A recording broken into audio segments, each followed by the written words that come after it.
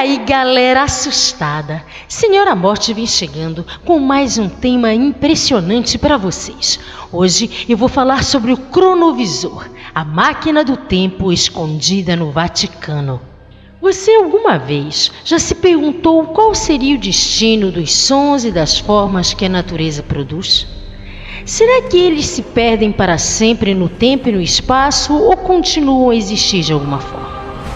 Foi essa pergunta que os amigos Marcello Pellegrino Ernetti, padre beneditino da Igreja de San Giorgio em Veneza, Itália, importante acadêmico nas áreas da música e da linguística do Vaticano, e Agostino Gemelli, padre franciscano, médico psicólogo e fundador da Universidade Católica del Sacro Cuore, em Milão, fizeram quando na década de 50, no interior desta mesma universidade, realizavam trabalhos técnicos de áudio sobre gravações antigas de cantos gregorianos, e em meio aos cantos reproduzidos pelos equipamentos de áudio, eles foram surpreendidos pela voz do falecido pai de Gemelli, que falava com eles através dos instrumentos.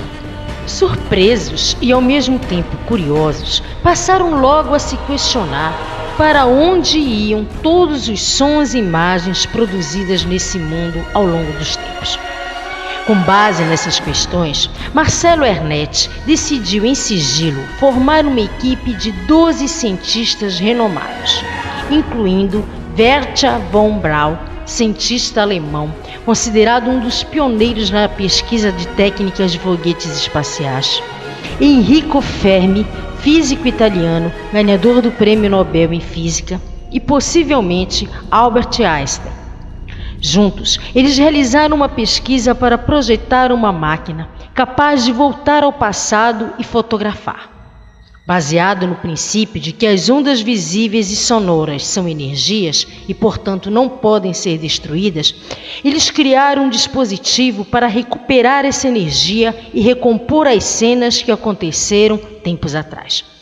Seria um aparelho capaz de captar ondas quânticas do passado que permaneceriam no universo. Funcionaria como uma espécie de sintonia de TV com o passado e permitiria ver e ouvir os eventos que ocorreram séculos antes. Então Enrico Fermi iniciou os trabalhos de construção de uma espécie de máquina do tempo, chamada de cronovisor. De acordo com sua teoria, a máquina funcionaria através da detecção de imagens que estariam flutuando no ar, e ela estaria mais atrelada ao passado do que ao futuro. Pois, segundo Ernetti, cada um de nós emitimos milhões de ondas que ficam presas no espaço-tempo, e é preciso saber como decodificar as informações de acesso que elas carregam. O padre Ernetti revelou também que o cronovisor possuía 3 partes. Em primeiro lugar, havia um grande número de antenas, capazes de captar todos os comprimentos de ondas possíveis de luz e de som. Essas antenas teriam sido feitas de ligas formadas por 3 metais misteriosos. O segundo componente seria um tipo de direcionador temporal, ativado e impulsionado pelos comprimentos de ondas de luz e som que recebia das antenas. Era possível configurá-lo para um determinado local, data ou até mesmo um personagem histórico escolhido pelo observador. O terceiro componente seria um conjunto extremamente complexo de dispositivos de áudio e vídeo que possibilitava a gravação de sons e de imagens a partir de qualquer momento e de qualquer lugar da história. A notícia sobre o cronovisor logo se espalhou em jornais italianos e em alguns periódicos espanhóis.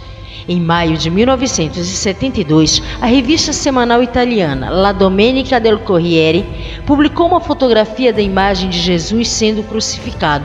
Mas algum tempo depois, ficou comprovada que a tal foto, que supostamente teria sido tirada pelo cronovisor, na verdade era uma fotografia do rosto de Cristo esculpido por um escultor espanhol chamado Culo Valera. Apesar da fotografia ter sido considerada uma farsa, Ernetti assegurava que pôde ver através do aparelho várias cenas ao longo da história.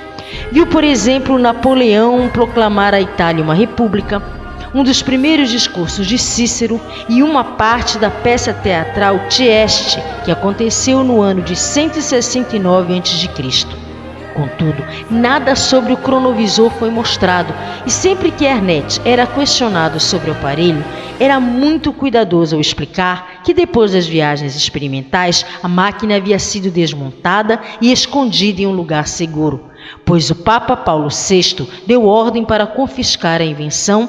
E a fotografia de Jesus crucificado, que havia sido publicada, foi classificada pelo Serviço Secreto do Vaticano como Secretum Omega, ou seja, assunto altamente sigiloso.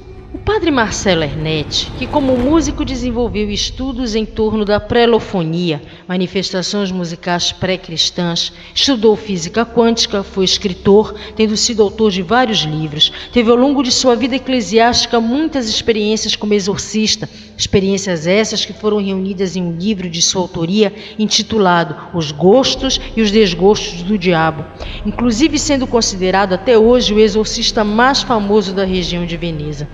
Então, o que levaria um homem com toda essa credibilidade a mentir a respeito de uma invenção e ainda por cima a rolar os nomes de físicos tão importantes numa fraude?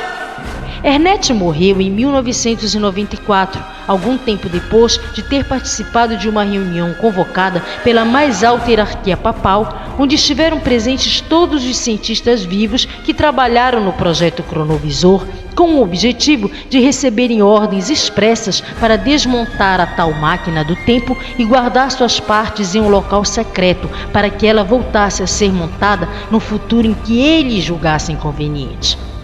Em 1997, Peter Graça, discípulo do cientista Erich von Däniken, lançou o livro Seu Destino Está Decidido, A Máquina do Tempo do Padre Ernest e o Mistério dos Registros Arcásticos, onde ele explora e sustenta a veracidade dos acontecimentos que envolveram o cronovisor.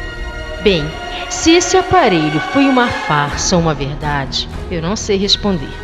O que eu sei com certeza é que a criação do cronovisor significaria um incrível e grandioso salto para a humanidade, pois um aparelho tão revolucionário nos permitiria conhecer a realidade dos fatos que se escondem por trás da história, os acontecimentos reais como ocorreram, e não aqueles maquiados como a igreja e os governantes querem que os vejamos, pois talvez farsa seja exatamente o que a igreja diz ser verdade. É isso aí, galera assustada. Se gostaram do vídeo, deem um like e se inscreva no canal. Assim você estará ajudando a Senhora Morte a fazer mais vídeos interessantes para matar a curiosidade de vocês. E eu prometo não te visitar tão cedo.